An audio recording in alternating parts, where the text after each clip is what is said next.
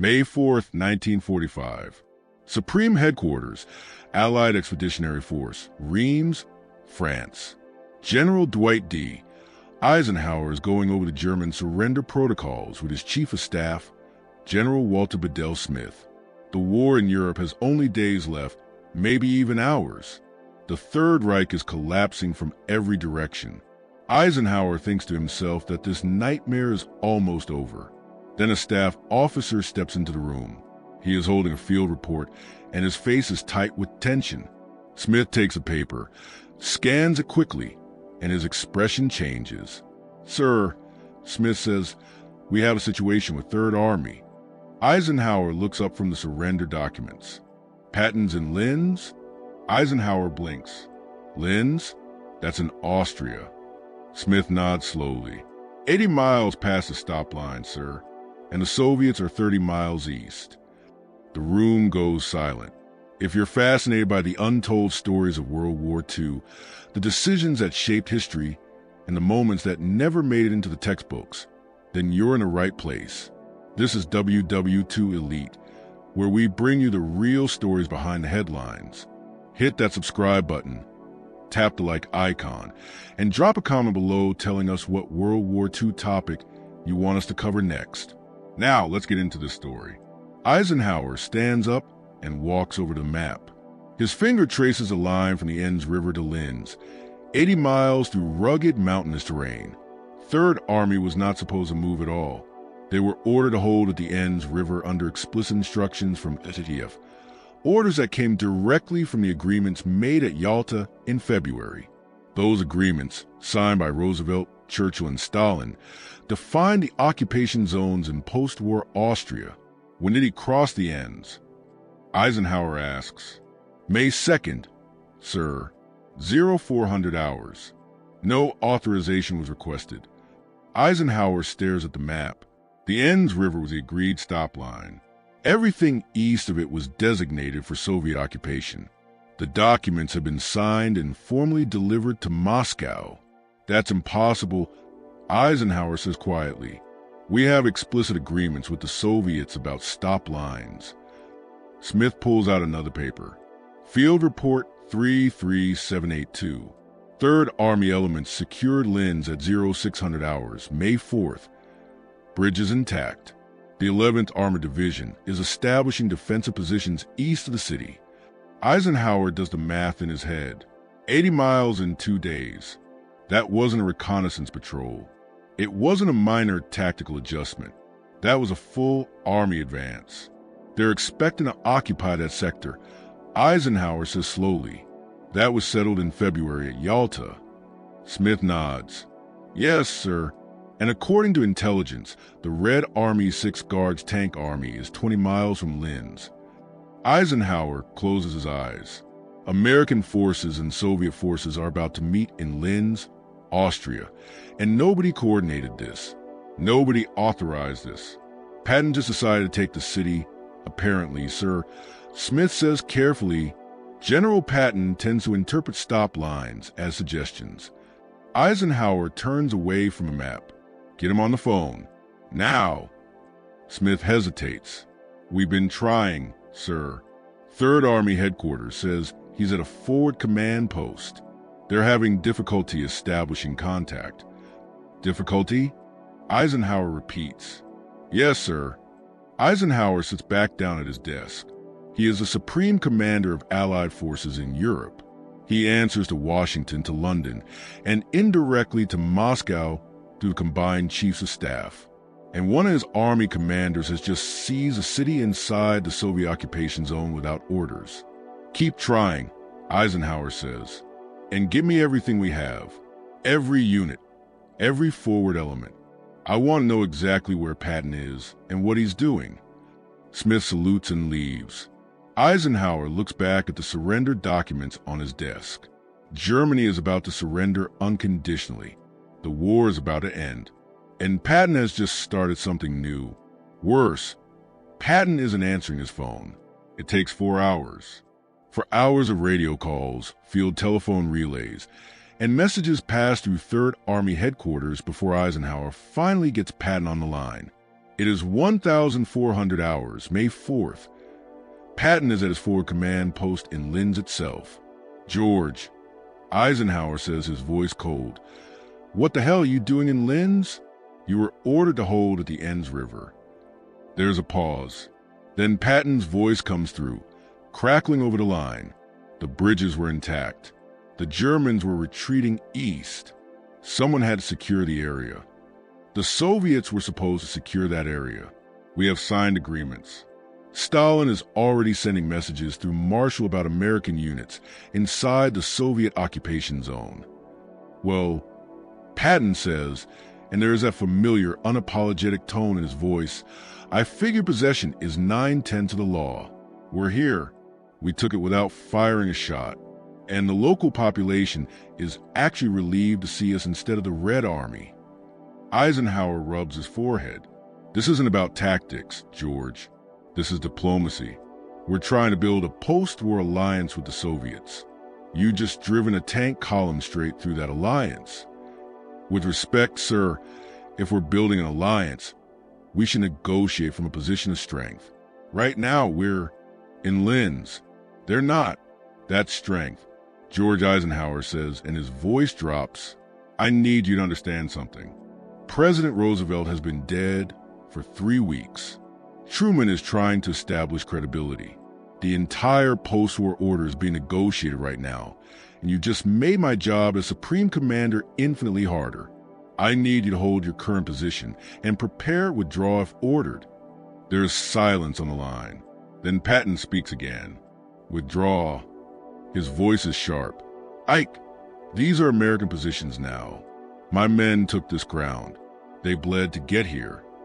Your men weren't authorized to be there in the first place. Another long silence follows.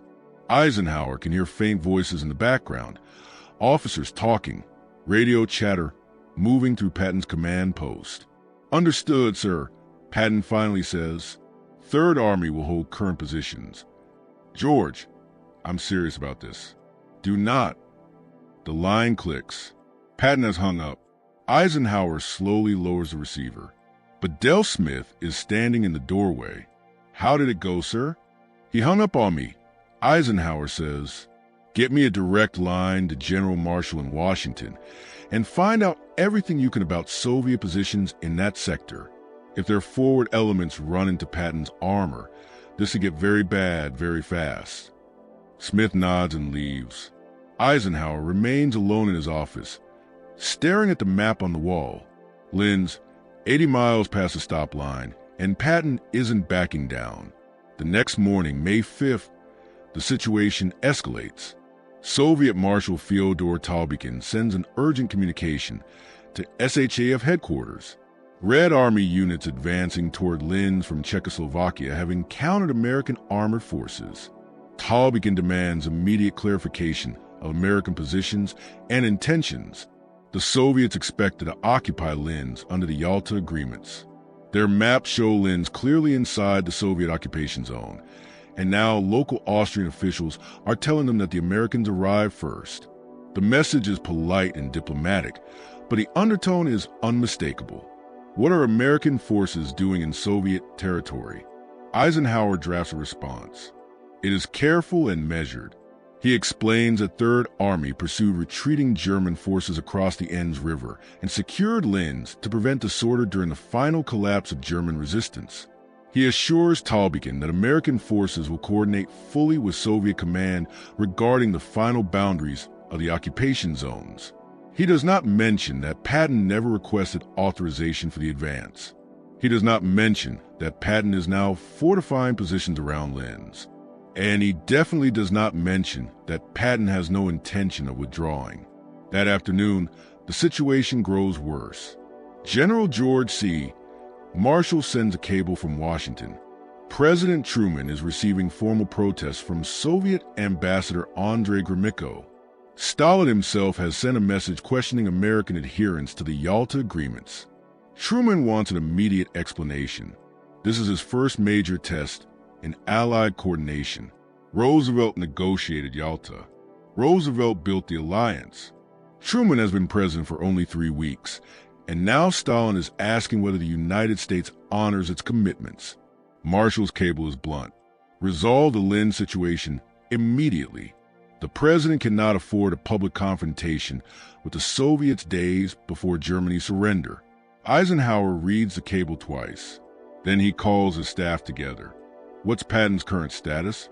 An intelligence officer steps forward with a map. Sir, 3rd Army has elements of the 11th Armored Division in and around Linz. They've also moved the 65th Infantry Division forward. Estimates put American strength in the Linz sector at approximately 23,000 troops. And the Soviets? Eisenhower asks. The Red Army's 6th Guards Tank Army is 18 miles east of Linz. Marshal Konyev is moving elements of the 4th Ukrainian Front south. We estimate up to 80,000 Soviet troops could be within 24 hours of Linz, sir. Eisenhower looks at the map. 23,000 Americans, 80,000 Soviets. In peacetime Austria, with no clear agreement on who withdraws first. What's Patton doing? Eisenhower asks. The intelligence officer hesitates. Sir, according to reports from 3rd Army headquarters, General Patton has ordered defensive fortifications constructed around key positions in Linz. He's also moved additional units to secure the roads leading towards Salzburg. Defensive fortifications, Eisenhower repeats. Yes, sir. Eisenhower turns to Bedell Smith. He's digging in. Smith nods. It appears so, sir. Get me Churchill's staff. I need to know London's position on this. And find out if Truman has responded to Stalin yet. The staff disperses. Eisenhower remains at the map, staring at Linz. Patton isn't preparing to withdraw. He's preparing to stay. But Patton has already made his next move, and this one will bring Stalin himself into direct confrontation with American forces. On May 6, Patton's headquarters in Linz receives visitors, Austrian officials from city administration. They are asking for American civil affairs support. Schools need to reopen. Infrastructure needs repair. The local population needs food distribution. Organized. They are not asking the Soviets. They are asking the Americans. And Patton says yes. By midday, 3rd Army has established military government offices in Linz. American civil affairs officers are now working directly with Austrian officials. The population of Linz, 180,000 people, is officially under American administration. Eisenhower learns about it through an intelligence summary that evening. He reads it twice, then slowly sets it down on his desk. He's established a military government. Eisenhower says to Smith, he's not just occupying Linz, he's administering it. Yes, sir, Smith replies. And there's more. Patton has moved units to secure Mauthausen. Eisenhower looks up sharply. Mauthausen, the concentration camp that 3rd Army liberated on May 5th, one of the worst camps the Allies had yet discovered. Tens of thousands of prisoners. Clear evidence of mass murder. Mauthausen is 15 miles east of the Enns. Smith continues. Technically inside the Soviet zone under Yalta, Patton has positioned elements of the 11th Armored Division to maintain control of the camp and the surrounding area. Eisenhower is silent for a long moment. Mauthausen, if 3rd Army withdraws, the Soviets will take control of the prisoners, the evidence, the entire site. What's the Soviet reaction? Eisenhower asks. Smith pulls out another cable. Marshal Talbotkin has sent a second communication. Soviet forces are demanding immediate American withdrawal to the Enns River line. They are calling the current situation an illegal occupation of Soviet territory. Illegal occupation, Eisenhower repeats quietly. Yes, sir. Eisenhower stands and walks the window. Outside, Reims is calm. The war is almost over. Germany is on the brink of surrender, and his 3rd Army commander is locked in a standoff with the Red Army over Austria. Any incidents? 2 reports of Soviet reconnaissance patrols encountering American positions. No shots fired, but tensions are high. Both sides are watching each other. Eisenhower turns back to Smith. Draft a withdrawal order. Third Army is to pull back to the Enns River within 48 hours. I'll sign in the morning after I speak to Marshall. Smith nods. Yes, sir. And General Patton, Eisenhower adds, tell him I'm flying to Austria. I'll deliver the order personally. What Eisenhower does not yet know is that Patton has already issued orders that will make withdrawal nearly impossible. That same evening, May 6, Patton meets with his division commanders at his headquarters in Linz. The commander of the 11th Armored Division, General Charles Kilburn, is present. So is Major General James Polk of the 65th Infantry Division. Patton spreads a map across the table.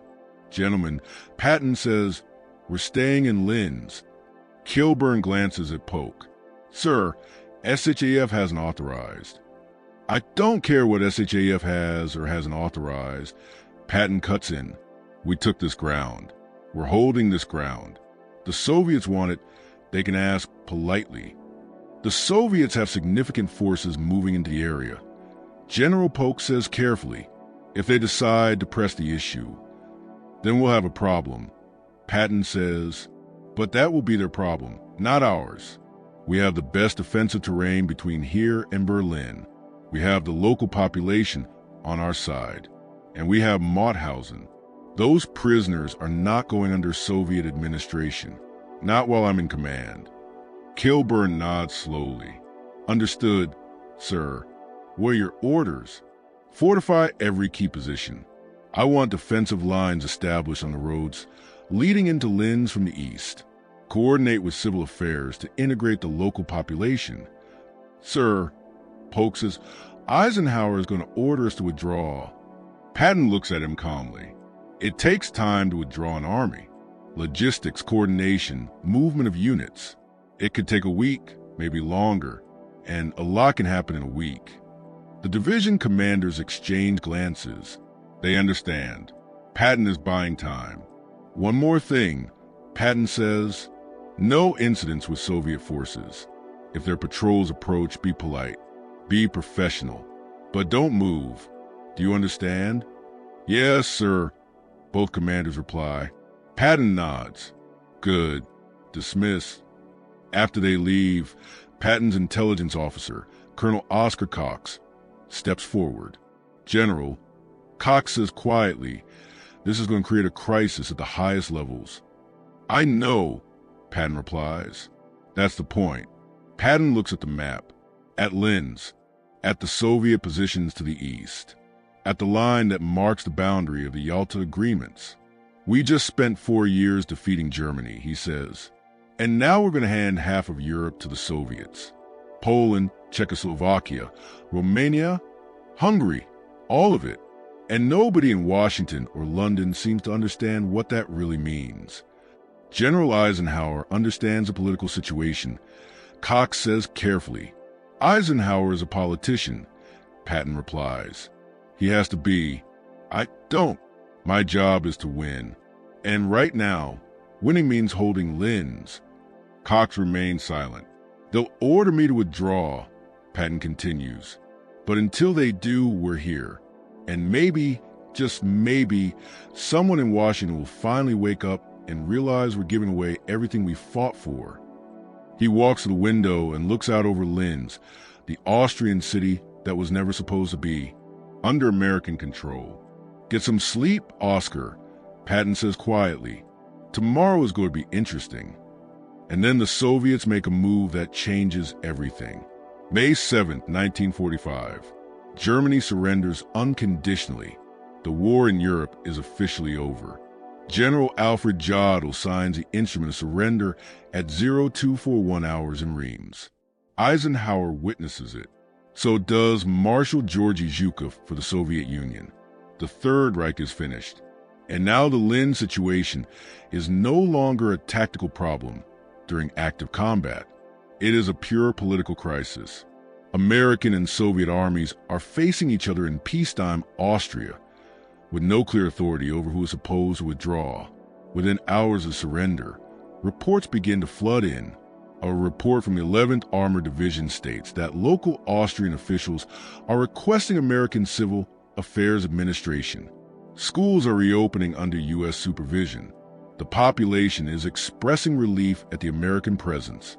A Soviet communication arrives next.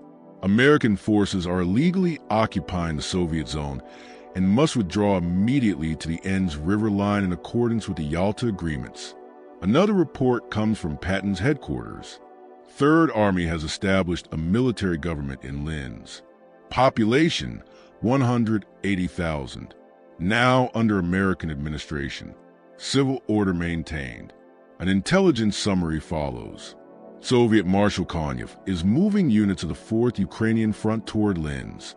An estimated 80,000 Soviet troops could be within 24 hours of the city.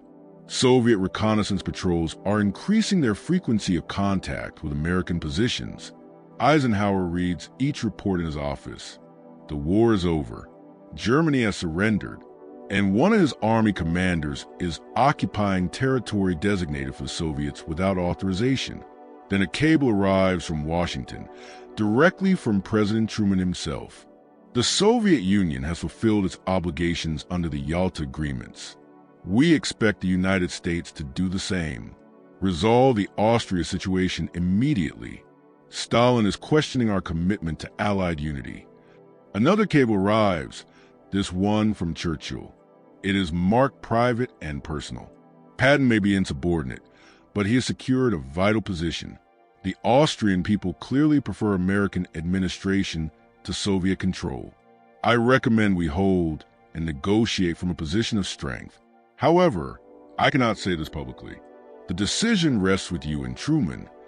Eisenhower sets both cables down. Churchill supports Patton in private, but cannot say so openly. Truman needs a crisis resolved before Stalin decides that America cannot control its own generals. Marshall has already warned that this must be settled before it becomes a public confrontation. The press is beginning to hear rumors. Stalin is turning this into a test of Truman's credibility. Eisenhower calls his staff together. "What's Patton's current status?" he asks, for the third time in 3 days. "Sir, Third Army maintains positions in and around Linz. General Patton is at his forward headquarters in the city. Soviet forces are 12 miles east and holding their positions. Any incidents?" 3 encounters between Soviet and American patrols. No shots fired, but both sides are dug in and watching each other closely. Eisenhower exhales slowly. "We are 12 hours away from an armed standoff with our own allies. Someone find me a solution that doesn't involve withdrawing or opening fire." No one has an answer. That evening, Eisenhower makes his decision. He is flying to Austria. He is going to Patton's headquarters, and he is going to resolve this face-to-face. He boards AC 47 transport at 0600 hours on May 9th. The flight takes 2 hours, but Del Smith accompanies him. So does General Omar Bradley, Patton's immediate superior as commander of the 12th Army Group. Bradley has remained mostly silent throughout the crisis. Patton is a subordinate, but Bradley knows Patton, and Bradley knows this confrontation has been inevitable. They land at a forward airstrip outside Linz. Patton is waiting. He is in full uniform, 2 pearl-handled revolvers on his belt. He salutes as Eisenhower steps off the plane. "Welcome to Linz, sir," Patton says. Eisenhower returns the salute. "We need to talk, George. Now." They walk to a command tent. Maps cover the tables. Reports are stacked in every corner. This is Patton's forward headquarters, the place from which he's been running his unauthorized occupation. Eisenhower does not sit. Neither does Patton. "George," Eisenhower says, his voice hard, "I am ordering you to withdraw to the Enns River." This order comes directly from President Truman. Patton's jaw tightens. "Ike, we both know what happens if we pull out. The Soviets move in. The same Austrians who welcomed us as liberators end up under Soviet occupation. The survivors at Mauthausen get Soviet administrators. Is that what we fought this war for?" "We fought this war as allies, George," Eisenhower replies. "That includes the Soviets." "We won this war," Patton says, his voice rising. And now we're handing half of Europe to Stalin on a silver platter. You know what he's doing in Poland, in Romania. You've read the intelligence reports. And now we're giving him Austria too. We just ended one war. Eisenhower says, "Do you want to start another?" "I want to win the peace," Patton answers, "not just a war." Silence fills the tent. Bradley watches both men. Bedell Smith stands near the entrance, unmoving. Eisenhower finally walks to the map on the table. He stares at it, at Linz, at the thin line marking the Enns River, at the boundary drawn by the Yalta Agreements. The Enns River, the line that marked the agreed boundary between the American and Soviet zones. "You're right," Eisenhower says quietly, "about all of it." Patton looks at him. Stalin is taking everything we let him take. Eisenhower continues. "The Austrian people would rather have us than the Red Army. And strategically, Linz matters." "You're right." "So we stay," Patton says. "No," Eisenhower replies, turning to face him. "We withdraw to the Enns in 1 week. And during that week, we negotiate with the Soviets for a different occupation line." "Negotiate?" Patton asks. "With what leverage?" "With the leverage that we're currently occupying Linz." Eisenhower says, "That's your leverage, George. You created it. Now I'm going to use it." Patton is silent. 1 week, Eisenhower says, "I'll delay the withdrawal order for 1 week. That gives our diplomats time to negotiate with Moscow. If we can adjust the occupation line, we adjust it. If we can't, we withdraw. But we do it on our terms, not Stalin's. And if the Soviets refuse to negotiate, then we withdraw anyway. Because the alternative is an armed confrontation with the Red Army in peacetime Austria. And that, George, is not an option." Patton walks to the map.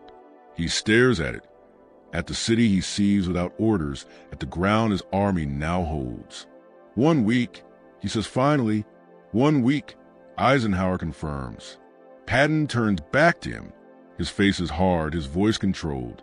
"Ike, I hope someone understands that we are on the edge of giving away the fruits of our victory to an enemy who may be more dangerous than the one we just defeated." The words hang in the air. Eisenhower does not answer immediately. He looks at Patton, at the general who has just articulated what will later be called the Cold War in May 1945, before anyone in Washington or London is ready to hear it. "I understand, George," Eisenhower says quietly. "I understand exactly what you're saying." "Do you?" Patton asks. "Yes, and so does Churchill, and so does half the intelligence community. But understanding isn't the same as acting. We have agreements. We have alliances. We have a president who needs to build credibility with Stalin to manage the peace. And we have you in Linz, without authorization, creating an international incident. I created an opportunity," Patton says. "You created a crisis," Eisenhower replies. "But you also created leverage, and I'm using it. 1 week. Withdrawal to the Enns on May 15th. That's final." Patton salutes. "Understood, sir." Eisenhower returns a salute. Then he does something unexpected. He extends his hand. Patton takes it. "You were right about the Soviets, George." Eisenhower says, "Just so you know, you were right." They shake hands. Then Eisenhower turns and walks out of the tent. Bradley follows him. Bedell Smith lingers for a moment. "General Patton." Smith says quietly, "For what it's worth, a lot of people at SHE agree with you." Patton nods. "But they can't say it." "No, sir, they can't." Smith leaves. Patton stands alone in the tent, looking at the map, at Linz, at the line he crossed without orders. This was not just insubordination. This was not just tactical brilliance. This was Patton articulating the Cold War before it had a name.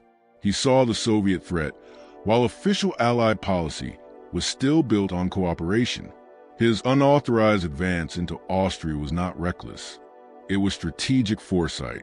Eisenhower could not agree publicly, but privately he delayed the withdrawal. 6 days of negotiations followed between American and Soviet diplomats. 6 days of discussions over occupation zone boundaries. The final agreement adjusted the line. Not by much, but Mauthausen and parts of Upper Austria remained under American administration during the critical transition period.